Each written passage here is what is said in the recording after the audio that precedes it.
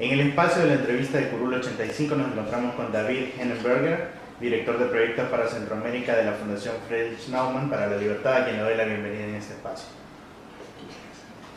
David, 60 años ya de la fundación de este movimiento, digamos, ¿cómo ha funcionado? ¿Cuáles son los principales objetivos que tienen? Sabemos que, por ejemplo, luchan bastante por el libre mercado y sobre todo por la liberación económica, ¿no? Y ponderar el desarrollo de las libertades a través del individuo, ¿no? Sí, es correcto. Pues ya celebramos 60 años de existencia de la Fundación Friedrich Naumann. Fue fundado justamente en 1958 por el entonces presidente alemán Theodor Heuss, con el fin de promover la libertad, ideas de la libertad, primero en Alemania y pocos años después ya en todo el mundo. Ahora estamos trabajando en 60 países, en todas las regiones, desde Asia hasta Latinoamérica. La idea en ese entonces, cuando se fundó la fundación, era que después de la Segunda Guerra Mundial, los alemanes obviamente necesitaban algo de educación cívica y educación política, ¿no? Entonces, eso es una de nuestras tareas continuas y más importantes, de educar a los ciudadanos y sobre todo a jóvenes también, además en regiones tan jóvenes como Centroamérica, a ser mejores ciudadanos, a involucrarse socialmente, políticamente y siempre con un enfoque liberal. Ahora, en cuanto al libre mercado, ¿cómo intentan ustedes, por ejemplo, explicar a las personas lo importante de que vivan en un libre mercado para que ellos puedan obviamente desarrollar y producir más? Pues yo siempre digo que cuando hablamos de la libertad del arte, todos estamos en común, desde la izquierda hasta la derecha. Y el arte se trata de expresarse como humano, como individuo, pues en temas artísticos, ¿no? O a través del arte. Y lo mismo aplica, en mi opinión, para el espíritu emprendedor. Si yo tengo una idea, si quiero amar mi propio proyecto de vida, debe de tener todo el derecho de hacerlo. Claro, con reglas, eso está claro, que necesitamos un orden, que el Estado debe ver, seguridad jurídica, por ejemplo, que es importantísimo, pero que no hay barreras innecesarias, digamos, para amar mi propio proyecto de vida. Y eso aplica después, obviamente, también para empresas más grandes, donde cada uno de los ciudadanos puede ser accionista y así. Pero creo que de eso se trata, y eso es una forma de explicarlo más humano, digamos. Mencionaste una palabra que hoy en día, digamos, está bastante de moda, que es emprendedurismo. En este caso, ¿cómo la Fundación apoya, por ejemplo, personas que tienen una idea para un negocio pero no la pueden desarrollar en su calidad? Y además, ¿cómo enfrentarse, por ejemplo, a algunos gobiernos que ponen muchas trabas para que personas puedan desarrollar estas ideas y llevarlas a un modelo de negocio, por ejemplo? Pues antes de todo estoy impresionado por el espíritu emprendedor en Centroamérica y en El Salvador.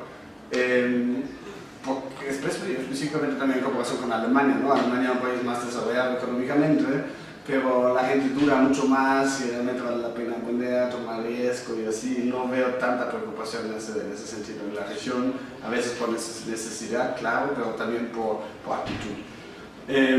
Pues armamos el Innovate Summit en Guatemala, que toma lugar cada año allá y hace el evento regional más grande con participantes de toda Centroamérica. Igual, gracias al trabajo de ustedes, del Movimiento 300, también llevamos a cabo un Road to Innovate, un evento preparatorio aquí en San Salvador. Que se dio por primera vez, de hecho. Exactamente, estamos muy felices de haber podido integrar a El Salvador al proyecto.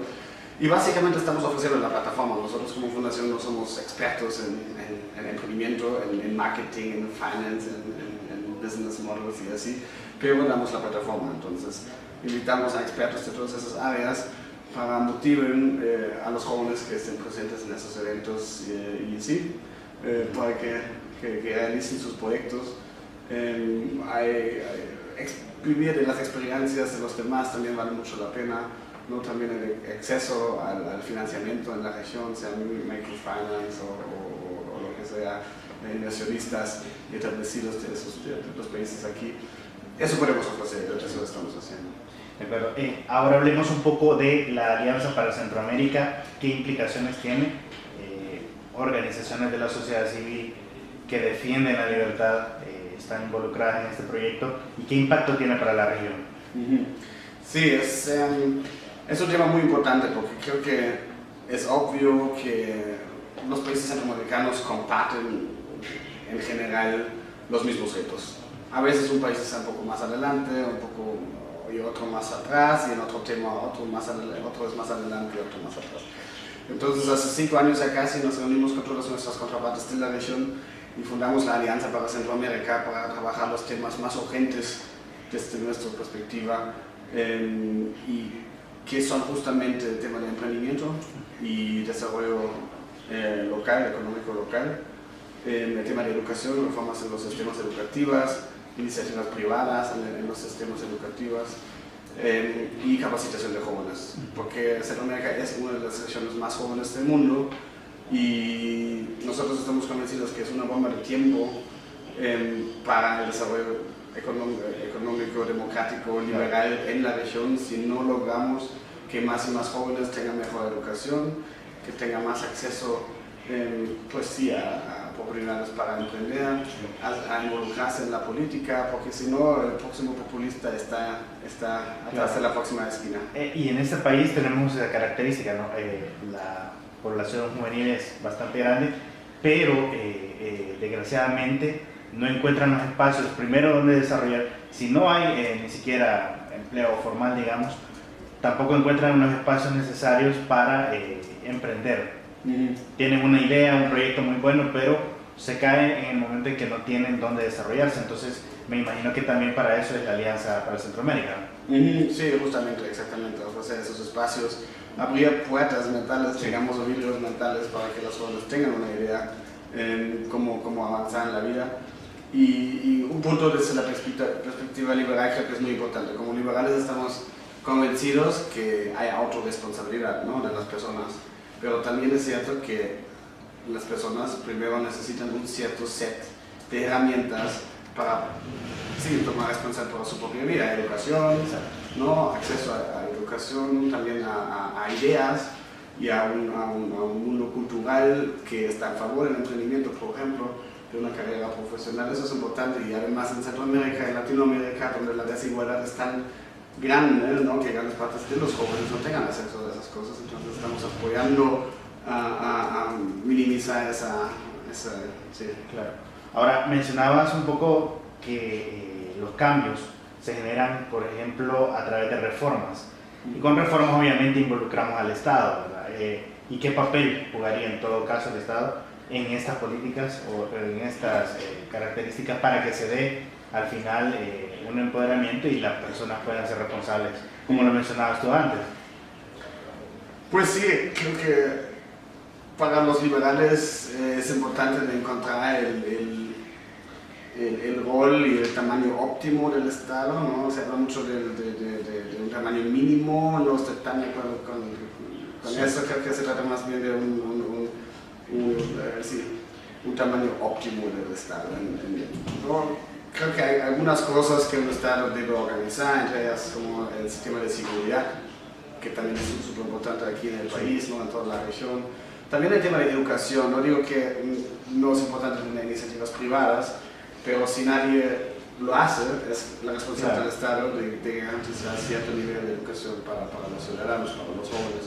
El tema de salud también es algo, ¿no?, que si no tienes acceso a nutrición, a un nivel mínimo de salud, ahí es difícil desarrollar cualquier lugar si no hay un mínimo estándar, digamos, que también debe estar garantizado por el Estado. No necesariamente el Estado debe ser la entidad que lo ofrece, que lo produce, ¿no?, pero garantizado, sí. Al menos facilitarlo para los ciudadanos. Sí. Okay. Entremos ya que estamos hablando de estos índices de salud, de economía, un poco ya en el índice Fraser, que sabemos, con colaboración de ustedes obviamente se ha hecho. El Salvador sube 2 puestos con respecto a la última evaluación. Sin embargo, al observar, digamos, un poco ya con detenimiento a las cifras a nivel centroamericano, vemos que la región se ha estancado y que a su vez el alza que tuvo El Salvador con respecto a los demás países se debió precisamente a que los otros países lo hicieron más mal y también bajaron, ¿no? ¿Qué está pasando con esta tendencia, digo yo? La región hasta cierto punto caminaba hacia una mejora y libertad económica, que de hecho, bueno, países como Panamá, Guatemala así lo ostentan aún, a pesar de estas reducciones, pero no se está viendo este crecimiento con respecto a la libertad económica. Pues yo siento que viendo el caso de El Salvador, por ejemplo, hay temas más complicados de resolver, como el tema de seguridad, por ejemplo, ¿no? Eso es muy complejo el tema, no se trata de una política pública y mañana está mejor el tema. También el Estado de Derecho, seguridad jurídica, son reformas muy complejas de implementar. Pero hay un tema creo que es importantísimo y que es relativamente fácil de resolver. Son factores que realmente tienen un impacto muy fuerte con respecto al posicionamiento de los países centroamericanos en la región. Primero, la regulación del mercado laboral.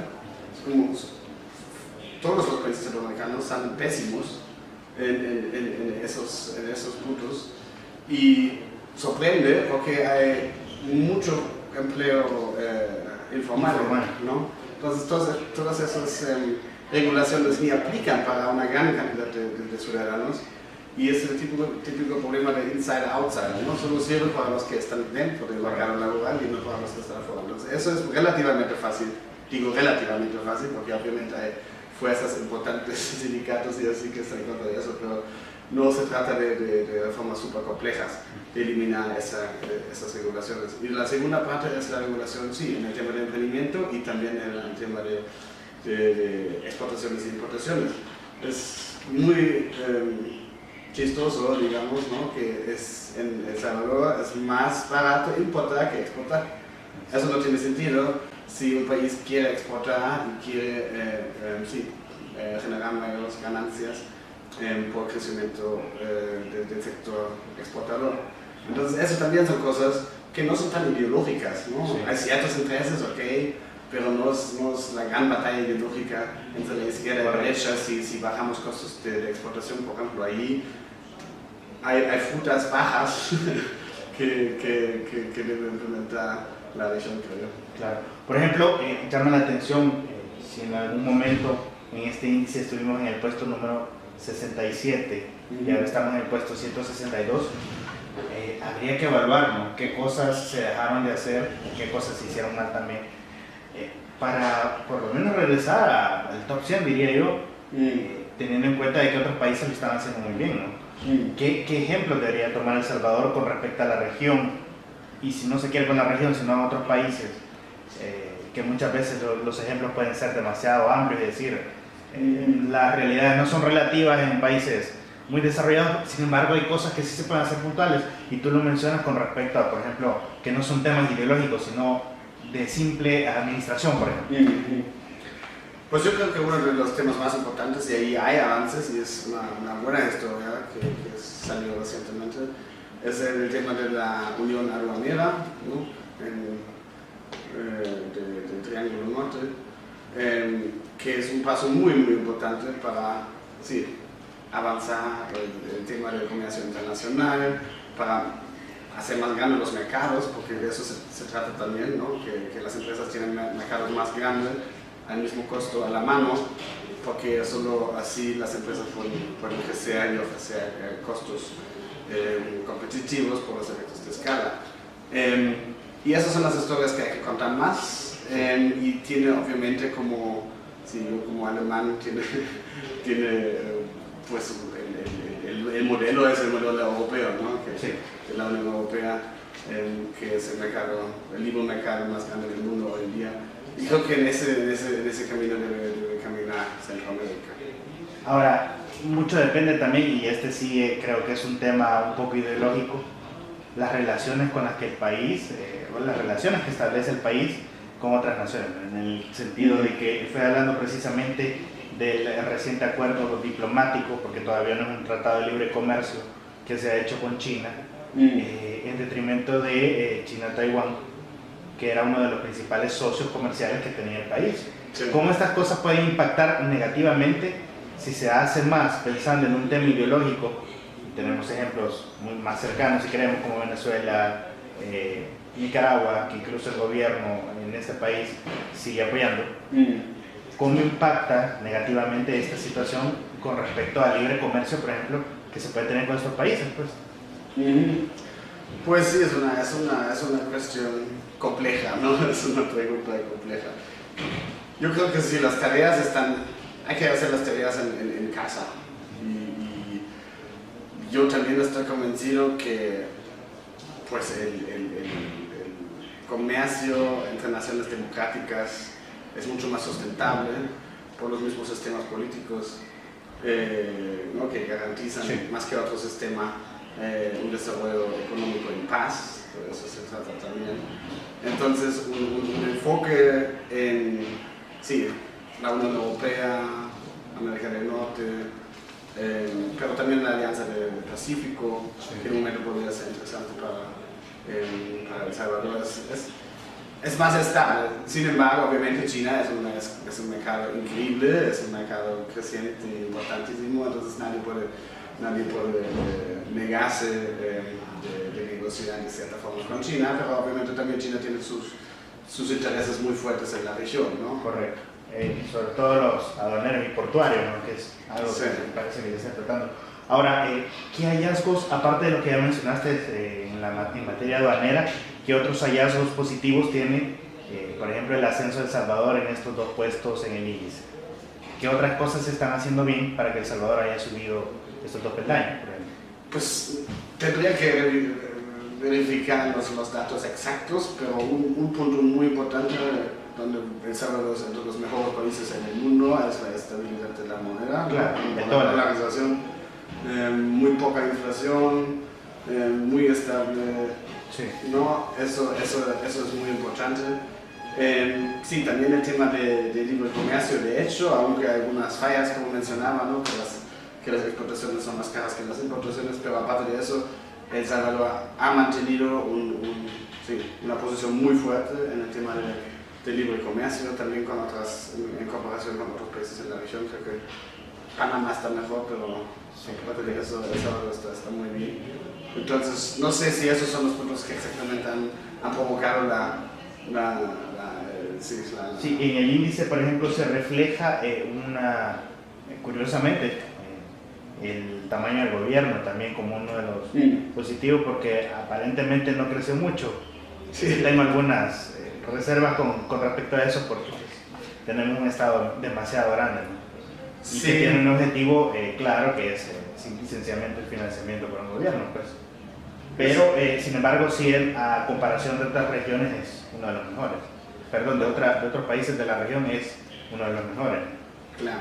David, estamos a 3 meses prácticamente de elegir a un nuevo presidente, nuevo gobierno, y en ese sentido mi pregunta va más que todo enfocada a por qué es importante que un candidato presidencial conozca los resultados de este índice para ver de qué manera los puede involucrar en su proyecto de gobierno,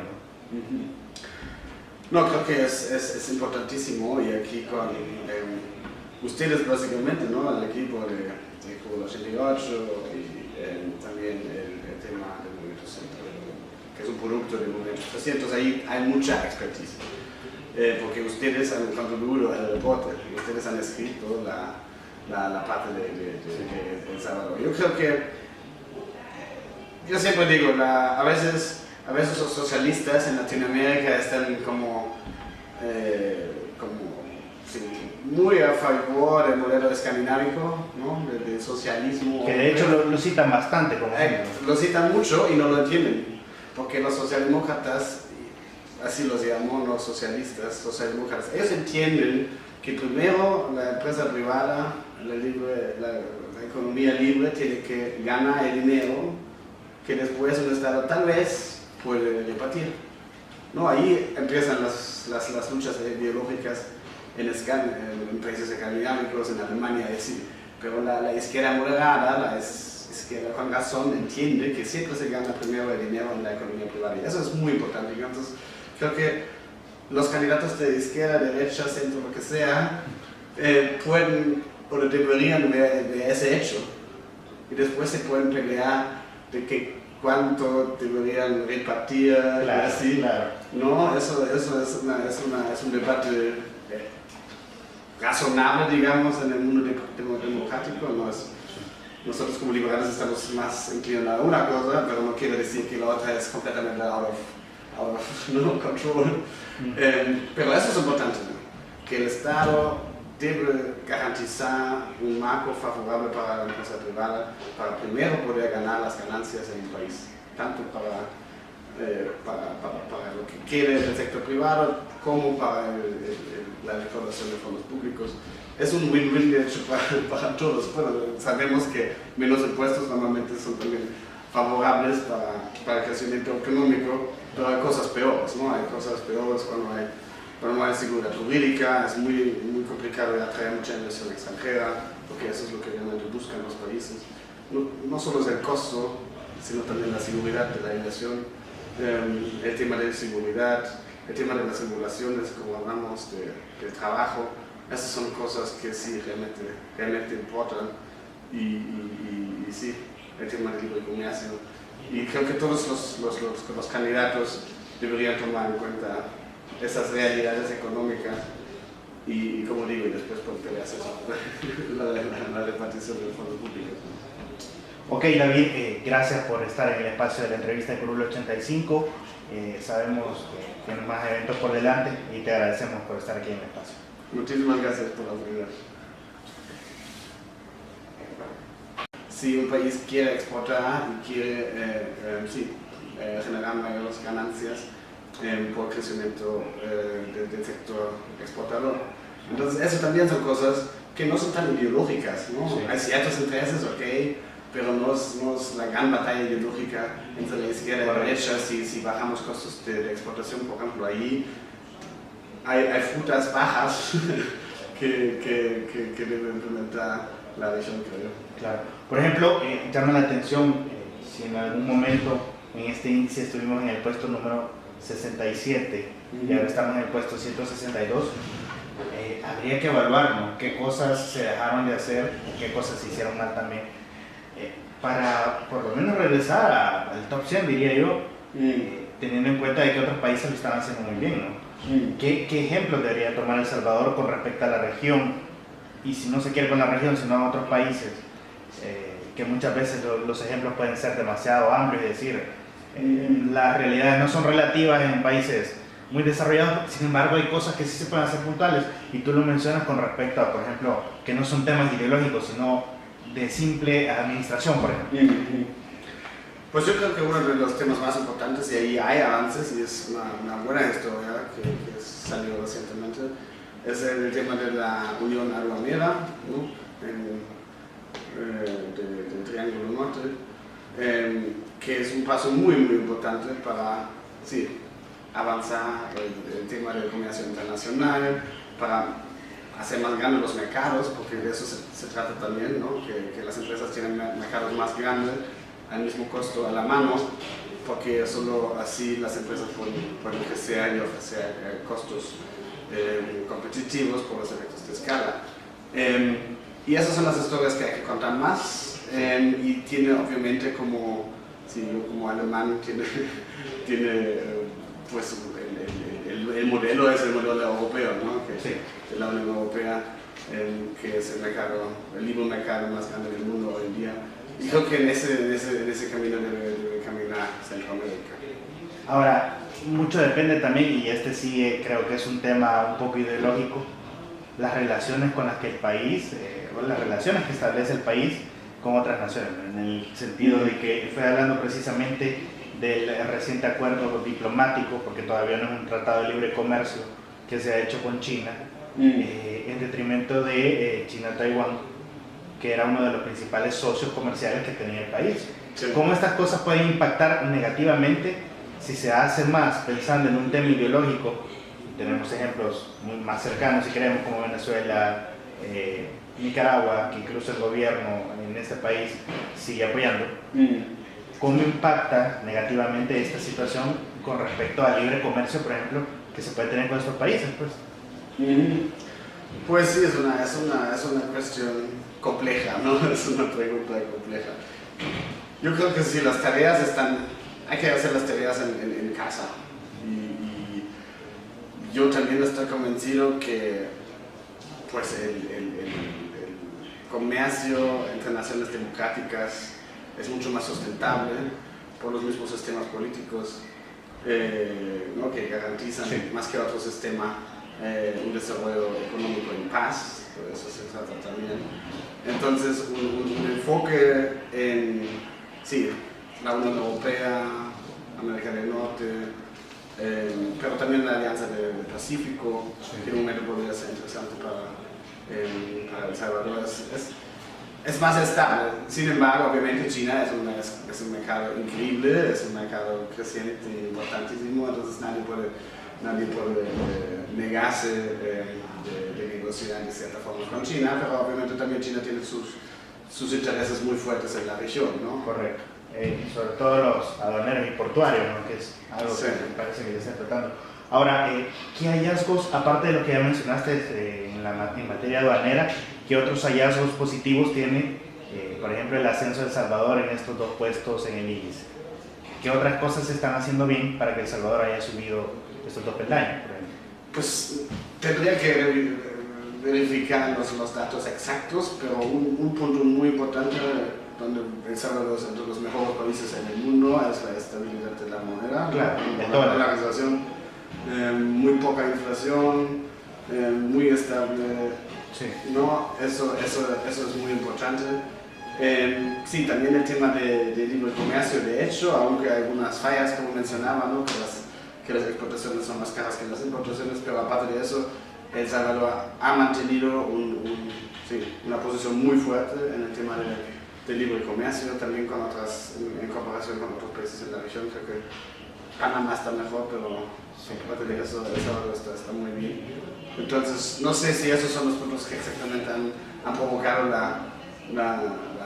Sí, en el índice, por ejemplo, se refleja curiosamente, el tamaño del gobierno también como uno de los positivos, porque aparentemente no creció mucho. Tengo algunas reservas con respecto a eso, porque tenemos un estado demasiado grande, ¿no? Y que tiene un objetivo claro, que es sencillamente el financiamiento por el gobierno, pues. Pero sin embargo, sí, a comparación de otras regiones es uno de los mejores. Perdón, de otros países de la región es uno de los mejores. Claro. David, estamos a 3 meses prácticamente de elegir a un nuevo presidente, nuevo gobierno, y en ese sentido mi pregunta va más que todo enfocada a por qué es importante que un candidato presidencial conozca los resultados de este índice para ver de qué manera los puede involucrar en su proyecto de gobierno. No, creo que es importantísimo, y aquí con ustedes básicamente, ¿no? El equipo de Cuba 88 y también el tema del Movimiento Centro, que es un producto del Movimiento 300, ahí hay mucha expertise, porque ustedes han contribuido al reporte, ustedes han escrito la parte de El Salvador. Yo creo que, yo siempre digo, a veces los socialistas en Latinoamérica están muy a favor del modelo escandinavo, ¿no? del socialismo. Que de hecho lo citan bastante como ejemplo. Lo citan mucho y no lo entienden, porque los socialdemócratas, así los llamamos los socialdemócratas, ellos entienden que primero la empresa privada, la economía libre tiene que ganar el dinero que después un Estado tal vez puede repartir. No, ahí empiezan las luchas ideológicas en países escandinavos, en Alemania, pero la izquierda moderada, la izquierda con razón, entiende que siempre se gana primero el dinero en la economía privada, y eso es muy importante. Entonces, creo que los candidatos de izquierda, derecha, centro, lo que sea, pueden o deberían ver ese hecho y después se pueden pelear de que cuánto deberían repartir, claro, así. Claro. No, eso es un debate razonable, digamos, en el mundo democrático. No es, nosotros como liberales estamos más inclinados a una cosa, pero no quiere decir que la otra es completamente out of control. Pero eso es importante, ¿no? Que el Estado debe garantizar un marco favorable para la empresa privada, para primero poder ganar las ganancias en el país, tanto para lo que quiere el sector privado como para la recaudación de fondos públicos. Es un win-win de hecho para todos. Bueno, sabemos que menos impuestos normalmente son también favorables para el crecimiento económico, pero hay cosas peores, ¿no? Hay cosas peores cuando no hay seguridad jurídica, es muy complicado atraer mucha inversión extranjera, porque eso es lo que realmente buscan los países. No solo es el costo, sino también la seguridad de la inversión, el tema de seguridad, el tema de las regulaciones, como hablamos del trabajo. Esas son cosas que sí realmente importan y sí, el tema del libre comercio. Y creo que todos los candidatos deberían tomar en cuenta esas realidades económicas y como digo, y después por pelearse la repartición de fondos públicos. Ok, David, gracias por estar en el espacio de la entrevista de Curul 85. Sabemos que tienes más eventos por delante y te agradecemos por estar aquí en el espacio. Muchísimas gracias por la oportunidad.